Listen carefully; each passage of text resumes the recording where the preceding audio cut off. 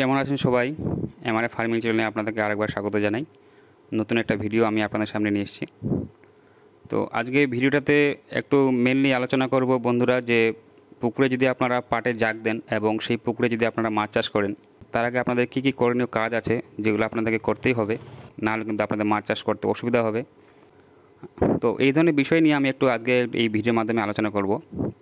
তো তার আগে আমি আপনাকে একটু বলে দিই যে আমাকে ফোন করেছিল এক চাষি ভাই মুর্শিদাবাদের রঘুনাথপুর থেকে। সেই চাষি ভাই বলছিল যে দাদা, আমার পুকুরে আমি মাছ ছেড়েছি, কিন্তু মাছগুলোকে আমি বাঁচাতে পারছি না। রোজ কিন্তু 4-5টা করে কিন্তু মাছ কিন্তু আমার কাটছে। মাছের সাইজ মোটামুটি 70 থেকে 100 গ্রামের মধ্যেই আছে। সেই চাষি ভাই পুকুরে পাট জাগ দিয়েছিল। পাট জাগ দেওয়ার পরে সেই পুকুরে কিন্তু মাছ ছেড়েছে।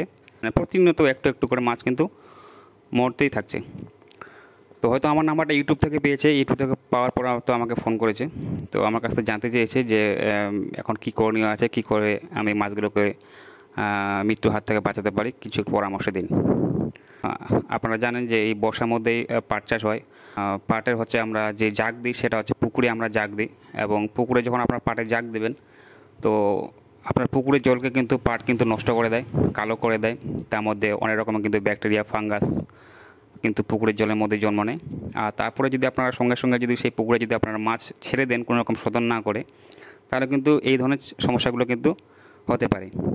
তো এই বিষয়ে আজকে এই ভিডিওটা আমি একটু আলোচনা করব যে আপনারা যদি পুকুরে যদি আপনারা পাটে জাগ দেন এবং সেই পুকুরে যদি আপনারা মাছ ছাড়তে চান, তার আগে আপনাদের কী কী করণীয় আছে সেই বিষয়গুলো নিয়ে আজকের এই ভিডিওতে আলোচনা করব।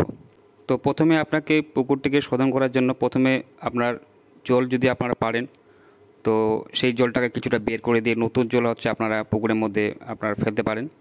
আর যদি সেই ক্যাপাসিটি বা সেই সুযোগ যদি আপনাদের না থাকে, তাহলে হচ্ছে আপনারা পুকুরটাকে ভালোভাবে একটু পরিষ্কার টরিষ্কার করে নিয়ে যা আছে নোংরা আবর্জনা যা আছে সবগুলো একটু যতটা সম্ভব তুলে নিয়ে সেখানে কিন্তু হচ্ছে আপনারা চুন ছেটাবেন।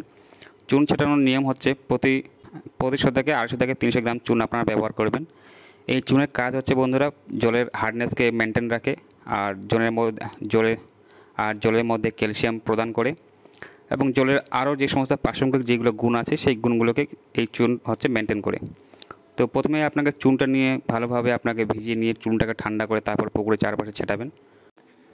তো চুনটা ছেটানোর পর মোটামুটি 7-8 দিন পর আপনারা হচ্ছে কিছু মিনারেলস পুকুরের মধ্যে অ্যাড করতে পারেন।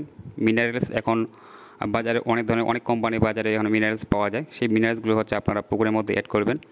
তার সাথে সাথে হচ্ছে আপনারা কিছু ব্যাকটেরিয়া যেগুলো নাশক যেগুলো হচ্ছে আপনার লিকুইড আছে সেগুলো আপনারা ব্যবহার করতে পারেন, যেগুলোকে আমরা স্যানিটাইজার বলি।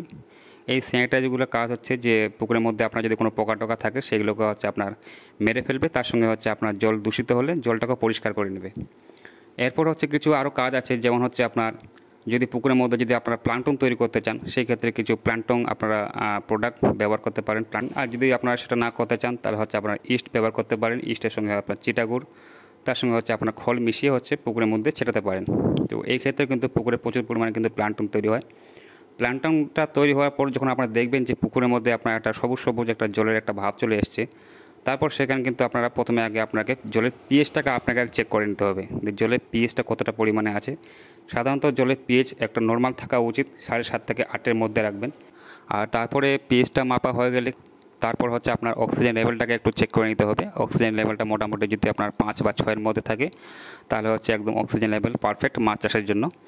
তো এই সমস্ত এইগুলো কাজ সম্পূর্ণ কমপ্লিট করার পর তারপর হচ্ছে পুকুরে আপনারা মাছ ছাড়তে পারেন। পুকুরে মাছ ছাড়ার আগে আপনাকে অবশ্যই যেখান থেকে আপনারা পোনাটা সংগ্রহ করছেন সেখানকার পোনাটা যেন ভালো জাতের পোনা হয়, সেটা অবশ্যই আপনাদেরকে লক্ষ্য রাখতে হবে। এই কাজগুলো করার পর যদি আপনারা পুকুরে মাছ ছাড়েন, তো আশা করি আপনাদের মাছের যে শুরুতে যে একটা মর্টালিটি হওয়ার চান্স থাকে সেই মর্টালিটিটা আপনার হবে না, মাছটা আপনার সুস্থ থাকবে। কারণ মাছ তো আপনার থাকবে জলের মধ্যে, আর জলটাকে যদি আপনারা ঠিকঠাক উপযুক্তভাবে তৈরি করে নেন তাহলে কিন্তু মাছের মর্টালিটি আর হবে না। তো আশা করি মোটামুটি আমি আপনাদেরকে বোঝাতে পেরেছি যে মাছ ছাড়ার আগে অন্তত আপনাকে জলটাকে পুকুরটাকে ভালো করে শোধন করে নিতে হবে। এই ফর্মুলা ব্যবহার করে যদি আপনারা পুকুরে মাছ ছাড়েন, তো আপনারা নিশ্চয়ই ভালোভাবে মাছ চাষ করতে পারবেন। তো ভিডিওটি ভালো লাগলে অবশ্যই একটু লাইক করে দেবেন, পারলে বন্ধুদেরকে শেয়ার করে দেবেন।